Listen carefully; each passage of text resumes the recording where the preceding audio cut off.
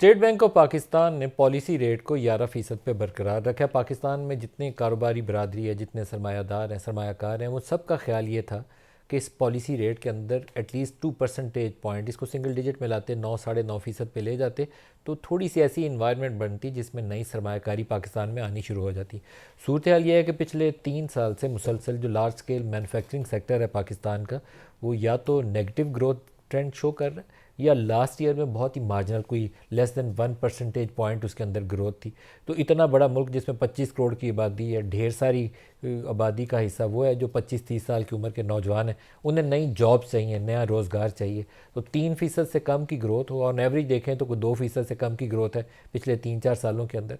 उससे अनएम्प्लॉयमेंट भी आपकी ऊपर चली गई है, सरमायाकारी आपकी नीचे आ गई है, तो बेरोज़गारी भी बढ़ गई है और गुर्बत भी बढ़ गई है। इसमें ग्रोथ रिवाइवल के लिए सबसे पहली शर्त यही है कि आप पॉलिसी रेट नीचे लाएं, ताकि कुछ ना कुछ इन्वेस्टमेंट के लिए साजगार माहौल बनना शुरू करे। पाकिस्तान में इन्फ्लेशन जो है पिछले साल 1.5 साल तो बहुत ऊपर था। अभी हेडलाइन इन्फ्लेशन में गो के पिछले 1-2 महीनों में तेज़ी नज़र आई है, ख़ास तौर पर फूड प्राइसेस ऊपर जाने की वजह से। सैलाबों की वजह से पंजाब में जो अजनास मुतासर हुई, उससे हेडलाइन इन्फ्लेशन कोई 5-5.5% की शरह पे आ गया सितंबर के महीने में। लेकिन जो कोर इन्फ्लेशन निकाला जाता है, जिसमें नॉन फूड नॉन एनर्जी को निकाल के तो एक एवरेज आउट किया जाता है कि वो क्या ट्रेंड बनता है, वो 7.25% के करीब काफ़ी स्टेबल चल रहा है जो कोर इन्फ्लेशन है। तो 7% या 7.25% आपका कोर इन्फ्लेशन हो, तो उसके ऊपर 11% की पॉलिसी रेट रखना काफ़ी ज़्यादा है। इसको 9% पे लाने की गुंजाइश मौजूद थी, लेकिन state bank of Pakistan international monetary fund से भी डरा और सहमा हुआ है, और एक कुछ रियलिटी चेक भी है। रियलिटी चेक ये है कि पाकिस्तान से बरामदात में इजाफा नहीं हो रहा, मैन्युफैक्चरिंग ग्रोथ नहीं हो रही। आपकी बरामदात एक जगह के ऊपर आके पिछले 4 सालों से अटकी हुई हैं। 4 साल पहले कोई अबाउट $32 बिलियन के करीब हम पहुँचे थे, 4 सालों में दोबारा उसको क्रॉस नहीं कर सके।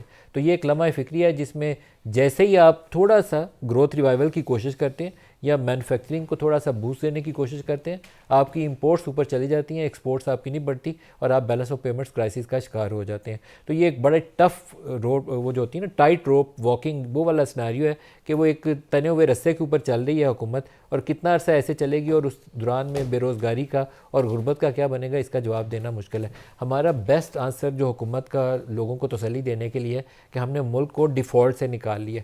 ये पिछले 30-35 सालों से हम इस कहानी से बाहर नहीं निकले कि पाकिस्तान तो खसारा होने वाला था। हमने पाकिस्तान को उस डिफ़ॉल्ट से, उस खसारे से, उस चीज़ से पाकिस्तान को बचा के बाहर ले आए। बाहर निकल के आगे चलते ही नहीं है। मसला ये है कि एक कदम आगे चलते हैं, फिर 4 कदम पीछे चल पड़ते हैं।